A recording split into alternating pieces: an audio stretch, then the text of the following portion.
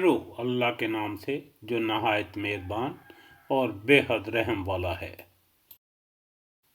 और अल्लाह पर सीधी राह का बता देना है, और बाज़ टेढ़ी राहें भी हैं, और अगर वो चाहता तो तुम सबको राह रास्त पर लगा देता।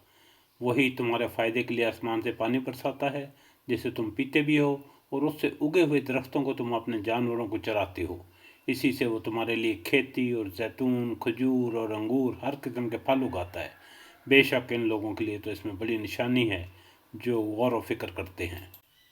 उसी ने रात दिन और सूरज चांद को तुम्हारे लिए ताबे कर दिया है, और सितारे भी उसके हुक्म के मातहत हैं। यकीनन इसमें अक्लमंद लोगों के लिए कई एक निशानियाँ मौजूद हैं, और भी बहुत सी चीज़ें तरह तरह के रंग रूप की इसने तुम्हारे लिए ज़मीन में फैला रखी हैं। बेशक नसीहत कबूल करने वालों के लिए इसमें बड़ी भारी निशानी है। और दरिया भी उसने तुम्हारे बस में कर दिए हैं कि तुम उसमें से निकला हुआ ताज़ा गोश्त खाओ, और उसमें से अपने पहनने के लिए जेवरात निकाल सको। और तुम देखते हो कि कश्तियाँ इसमें पानी चीरती हुई चलती हैं, और इसलिए भी कि तुम उसका फजल तलाश करो, और हो सकता है कि तुम शुक्रगुजारी भी करो।